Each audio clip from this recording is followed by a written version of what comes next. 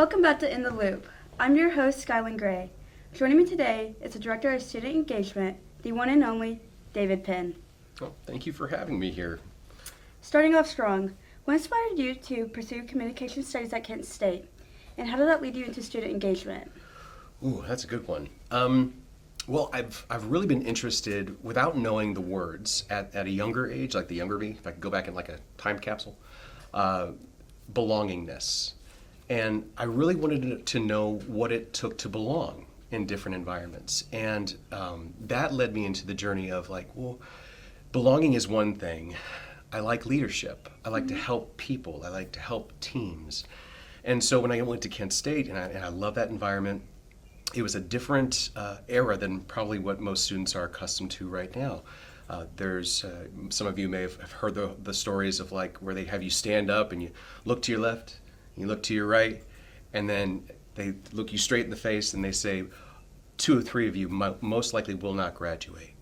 And we're in a different world now. There's so many support mechanisms and so many things that help our students succeed that are designed as strategic systems for everything from advising to student support services, health and wellness. Like there's just so many cool things. So Kent State really gave me a lot of lessons about from my experience, what I would want to experience if I could go back and have that time back and have those support mechanisms.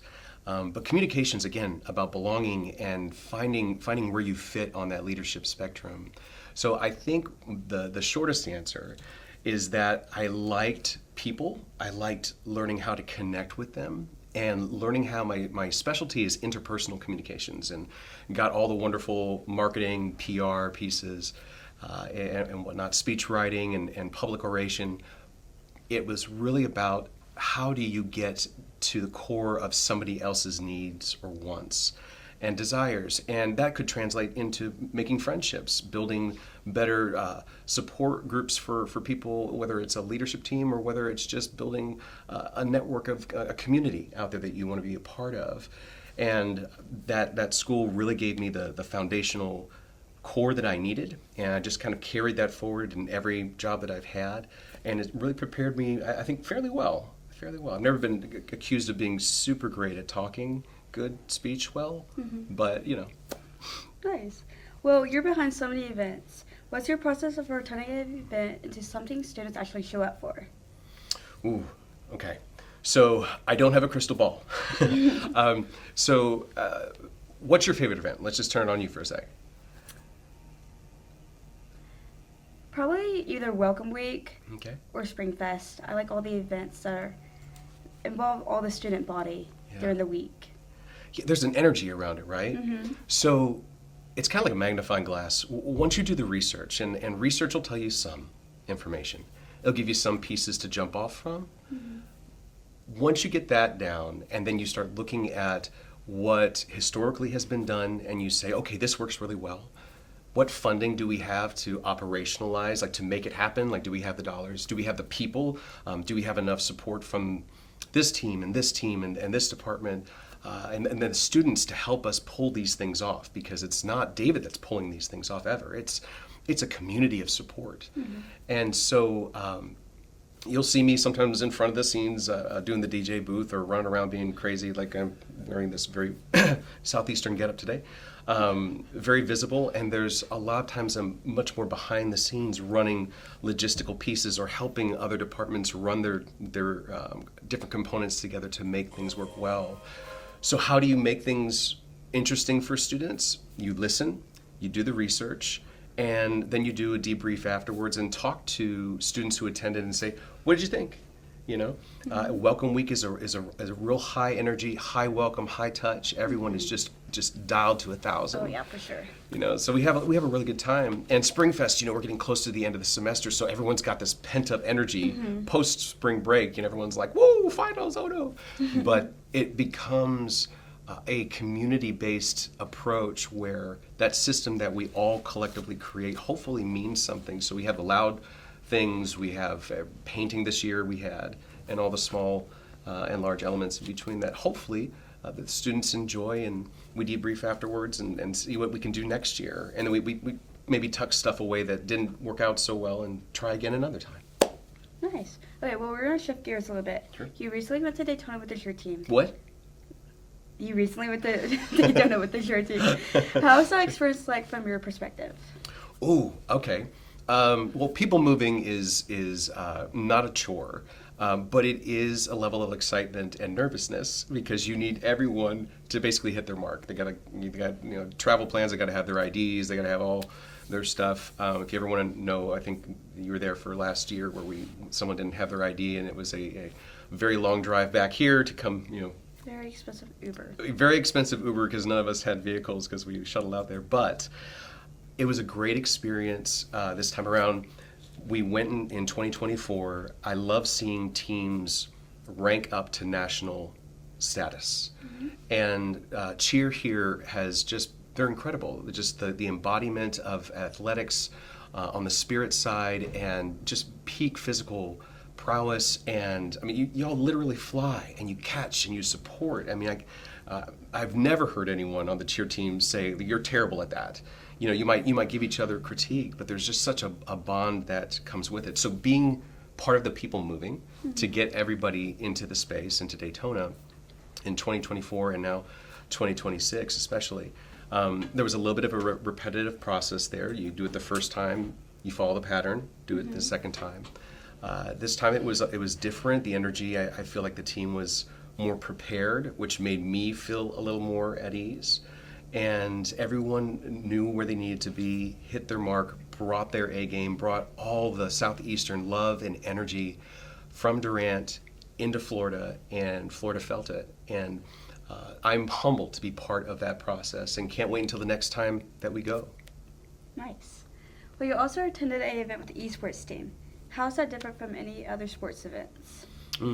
So esports is a very different animal when it comes to a type of athleticism. You're working with individuals who, behind consoles or in headsets, they're working very hard. It's a different level of athletic prowess. And in some schools, people can raise it up and say it is a sport or it's not a sport. I believe it is a full-fledged sport. One of my first projects when I got here, circa 2022, was esports had already been performing and performing well, but it was to help raise the profile of esports. And so we had a big grand opening. They'd already been performing. And getting them to feel the love, to get the followership that they needed to get in order to hit some benchmarks and all the stuff behind the scenes. The logistics, we'll put it that way. But they were doing the performing. They were doing the competing. And there's a lot of social good, by the way, if anyone wants to know some of the social good pieces that esports can bring. I love talking about that stuff too, but that's a whole other conversation. But they are getting ready for a national trip soon. So seeing them compete on the national stage locally, that's been just humbling to watch. But being able to travel, that's a whole nother, and you know that. Mm-hmm. That's a whole nother basket. And I can't wait to just watch them thrive. And their coaches are incredible, and the teams are ready. All right. Well, why is it important to support and show up to students at events like these? Well, I mean, if we don't have people to show up and support us, I mean, if an empty stadium, how does that make you feel? Not the best. Not the best? I feel like we don't have all that support Sure. that we're doing all this work for nobody to come out here and support us like we support them. Yeah. The philosophy that I like to say is we do it for the one, mm-hmm. right? And if nobody shows up, it becomes practice. Like we kind of have to convert that energy that sometimes feels maybe emptiness turn it internally to the belongingness side, mm-hmm. going back to the very beginning. Getting students to come is a hard dance. There's a lot of things that compete for students' attention all the time. Mm-hmm. I mean, this little thing right here. I mean, I think everyone has one of these devices or a version thereof, and notifications and social media and group chats, and something blows up and they all want to go do something else. So why is it important for students to come? Because you're supporting other people just like you. We're all in this together here at Southeastern Oklahoma State University. And, it can sound a little trite to say we're all family, but we're a smaller school that that is very intimate. And when we show up for each other, it means something. We look, I can see Skyland across the stadium, and I'm like, there she is, she's putting in the work. And other students as well. So it translates from cheer to football to softball to all the other sports and all the other organizations that exist on campus. We want them to feel seen, and part of our job in student life is to help elevate that as much as possible. Student organizations have to put in work, but why should they come? Because belongingness matters, and part of that, the first step, showing up. Nice. All right, well, what's your favorite campus event, and not to plan, just to enjoy? Oh boy, I think everyone says this, but for me, graduation. Graduation. The students will attend college or university for anywhere between 4 to 4.7 years on average. That is almost half a decade I get to know Skyland, that I get to know other students. And I get to know their origin story when they first start, and then I get to see them grow into just a fraction of who they will become. And I don't have that development in the classroom. Like, that happens all on your own.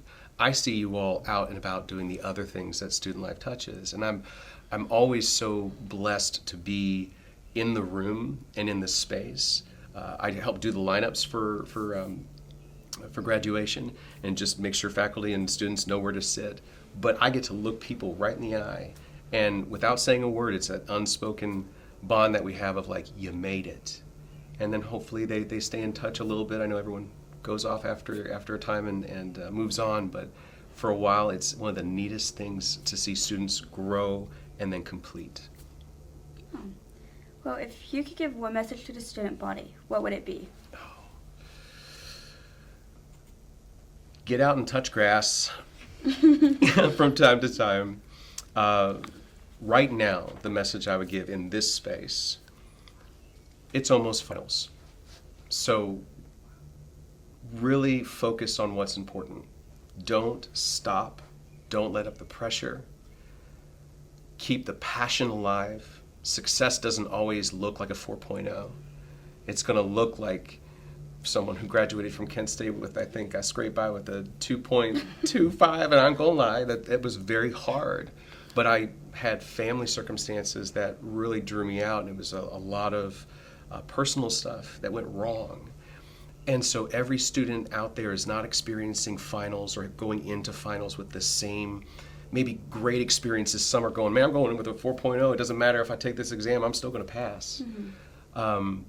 It really comes down to don't quit, be persistent, be consistent, pay attention, and then if you hit your mark and you're able to move forward, great. And if you got to try again, take a deep breath, internalize it, learn, and then fly. Try one more time. Well, nice. That's some great advice. Well, that's all I have for today on In the Loop. Again, I'm your host, Skyland Gray, and a huge thank you for our guest, David Penn, for joining us. And if you didn't already know all the campus events happening, now you definitely have no excuse, because he's probably already emailed you about it. Don't forget to stay in the loop. Until next time.